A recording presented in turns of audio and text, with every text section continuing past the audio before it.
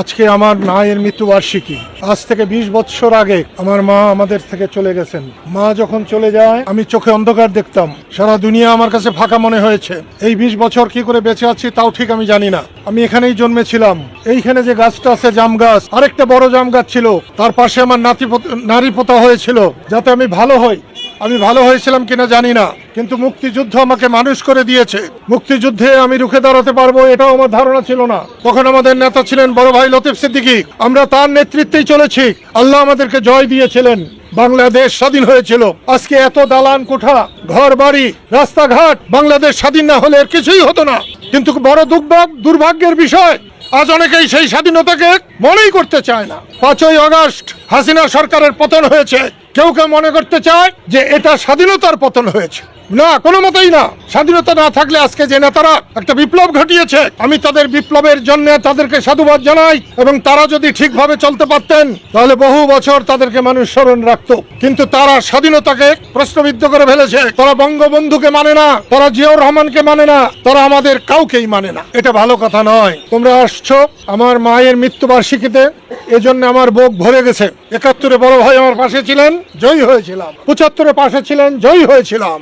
আজকে আবার আমার বড় ভাই পাশে আছে। দুনিয়ার অর্ধেক আমার বিরুদ্ধে চলে গেলে আমার কিছু হবে না। আমি সেই জন্য তোমাদের অনুরোধ করব, প্রতিহিংসার জন্য নয়, প্রতিশোধের জন্য নয়। আমি রাজনীতি করি মানুষের পাহারা দেওয়ার জন্য, দুঃখী মানুষের পাশে দাঁড়াবার জন্য। আজ থেকে আবার বলছি যে আমাদের সক্রিয় রাজনীতি করা দরকার। মায়ের কবর থেকে, বাবার কবর থেকে অনুমতি নিয়ে মানুষের সেবা করায় আমরা প্রত্যেকেই ঝাঁপিয়ে পড়ব। আমি রাজনীতির সময় রাজনীতি করি, ধর্মের সময় ধর্ম করি, নামাজের সময় আমি নামাজ পড়ি। আমি একটাকে আরেকটার সঙ্গে কখনো জড়াই না।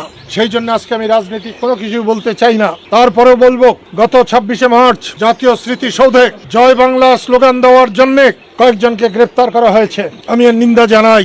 স্বাধীন বাংলাদেশে জয় বাংলা ছিল মুক্তিযুদ্ধের স্লোগান। এটা কারো দলের নয়, কারো ব্যক্তির নয়, কোনো গোষ্ঠীর নয়। এটা মুক্তিযুদ্ধের স্লোগান, স্বাধীনতার স্লোগান। যতদিন বাংলাদেশ থাকবে ততদিন জয় বাংলা থাকবে।